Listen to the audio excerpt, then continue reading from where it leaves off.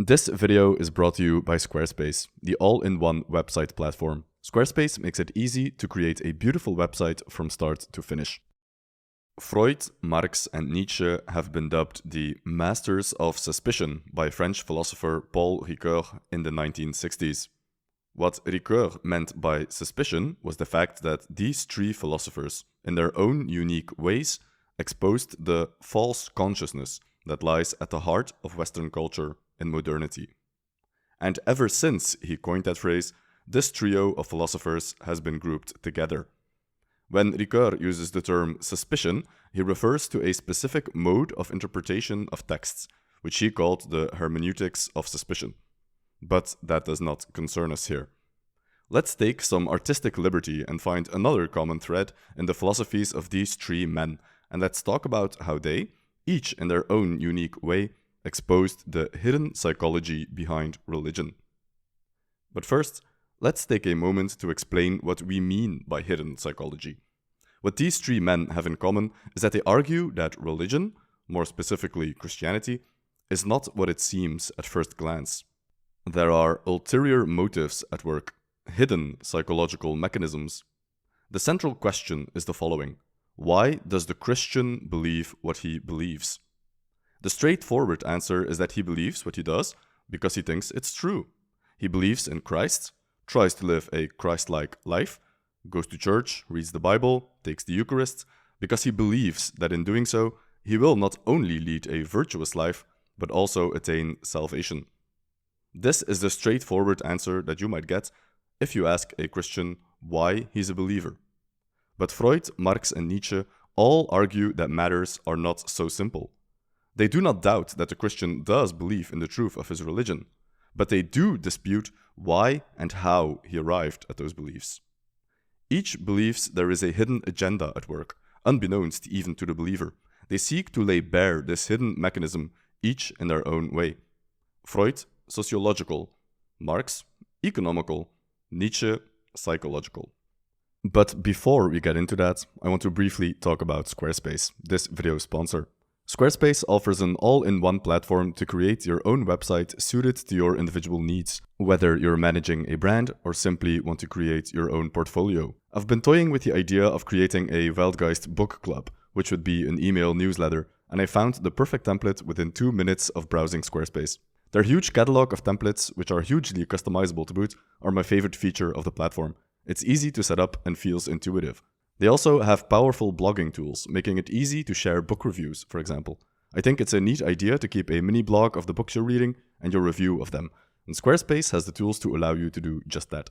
Check out squarespace.com for a free trial, and when you're ready to launch, go to squarespace.com/Weltgeist to save 10% off your first purchase of a website or domain. Thanks again to Squarespace for sponsoring this video. Now, back to our masters of suspicion. Let's start with Freud. We will cover Marx and Nietzsche in separate videos, so please subscribe to the channel if you don't want to miss those.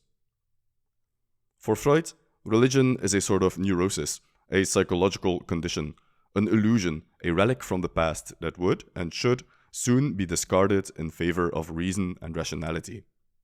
We view religious teachings, as it were, as neurotic relics, and we may now argue that time has probably come, as it does in an analytic treatment, for replacing the effects of repression by the results of the rational operation of the intellect. The important word here is repression. Freud argues that religion had a social function. It reined in primal man's instincts for bloodlust and violence.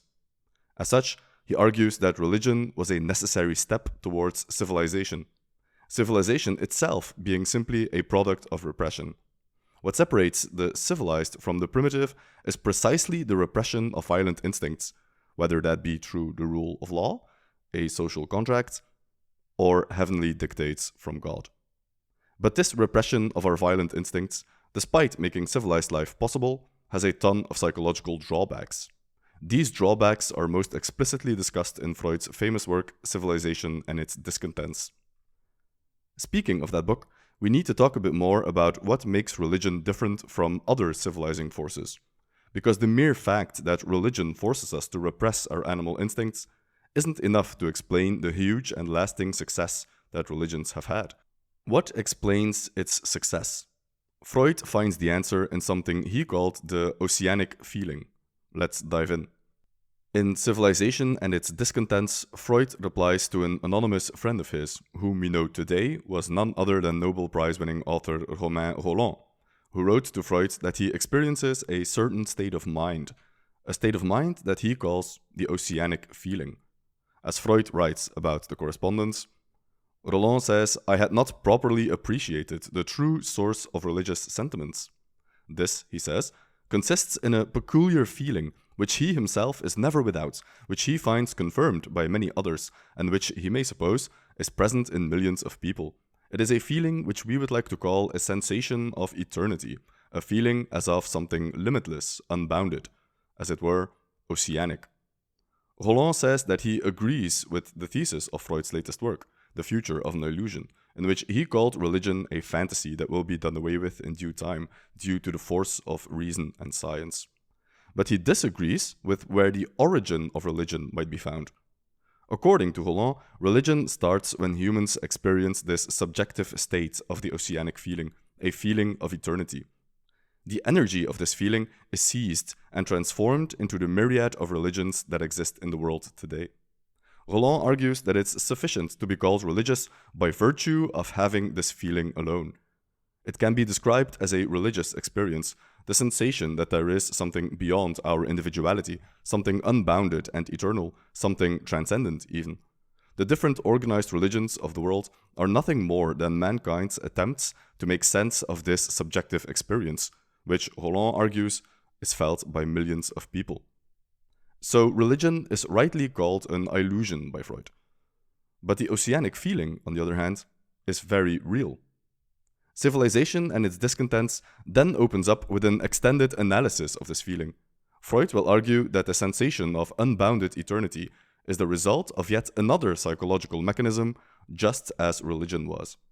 So yes, the feeling itself might be real, but it's still the result of a psychological process, and it does not point to anything divine or transcendental, just like how a dream is real, in the sense that while dreaming you do see and hear these things that are happening, but that does not mean that they point to anything objective in the real world. So even though dreams are technically illusions, that doesn't mean that the experience of dreams isn't real.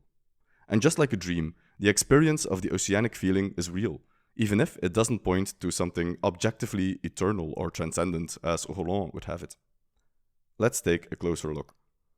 Freud opens up Civilization and its Discontents with the admission he has never personally experienced this state of the oceanic. But he does agree with Rolland that it's possible for people to feel as if the boundaries between oneself and the world become blurred, as is the case in romantic love, for example.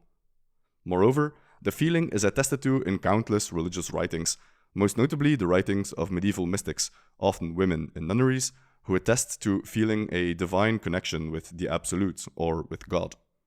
So the feeling is real. What explains it? Freud, being Freud, seeks an answer in childhood. He argues that the oceanic feeling is a temporary regression into an earlier state of consciousness. In the normal development of an infant, the ego starts out as undifferentiated consciousness, a consciousness without distinction between the self and the world, quite literally a sea of consciousness, without boundary and without form. Later on, the ego learns to recognize itself, and in doing so carves up the totality of the world into separate pieces. Now there is the recognition of the self as something totally opposed to the world. And through its development, the world too becomes recognized as a collection of disparate objects, as opposed to one huge totality. Freud then argues that this oceanic feeling is a regression to that early state of consciousness from infancy. When a religious mystic experiences unity with the universe or with God, what he or she is really feeling is this primeval state of being that was present in early infancy and is now being revisited for some reason.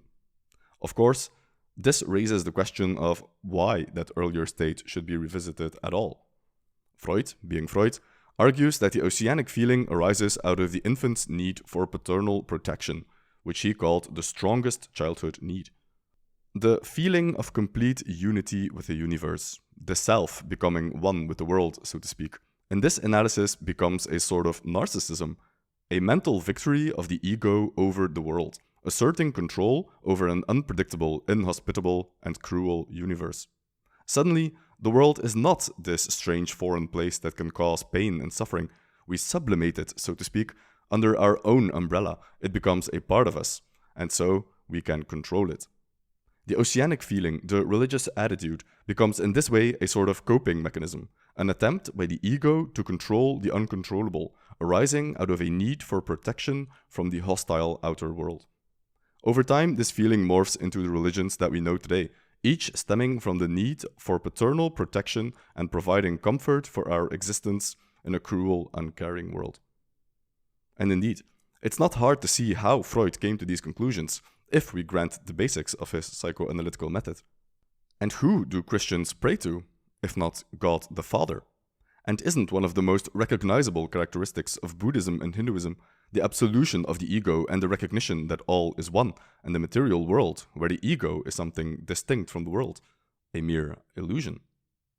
So to recap, for Freud, religion is a coping mechanism that arises out of the infantile need for paternal protection, which is itself a reaction to the realization of the ego that there is a world out there, and that this world is cruel, harsh, and unforgiving. Thus, the need for protection arises, and religion is one of the ways in which that protection is provided. That protection consists of two parts. First, there is the need for the father. The world is a cruel, uncaring place.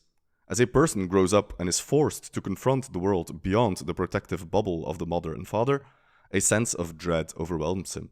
We seek refuge in an earlier state of being, the oceanic feeling that we experienced before our ego was formed and created a separation between ourselves and the outside world.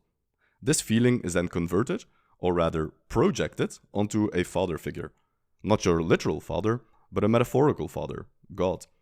God provides laws, a code of conduct, a way to lead your life. He provides certainty, comfort, but most importantly, meaning.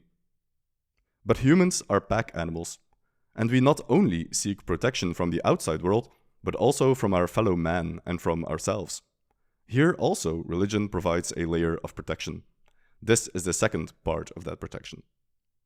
As we just mentioned, God provides laws and a code of conduct. We make a jump from the psychological to the sociological now, from the individual to the group. The laws of organized religion provide a civilizing force meant to rein in our base animal instincts. Our drive for aggression is toned down, and the sexual impulse is likewise redirected. Religion is a set of rules designed to make civilized life possible. We tame the monster within ourselves, so to speak, and in return, we're protected from the monsters around us. We all agree not to go on unbridled rampages of violence, and while this does lead to psychological problems, the so-called discontents from the title, it does provide us with a predictable life where we don't have to worry about getting our heads bashed in. So religion, even though the dogmas themselves are an illusion according to Freud, is nevertheless a useful illusion that provides protection on both a psychological and a sociological level.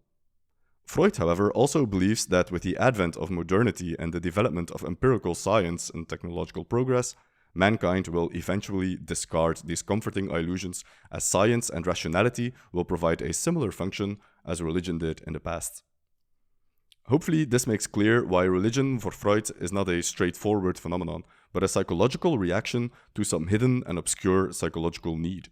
Therefore, he is grouped in with Nietzsche and Marx as a so-called master of suspicion, because he suspected that the religious feeling in man did not point to a real, actual source of eternity and transcendence, but that behind the scenes, something entirely different and human, all too human, was at play.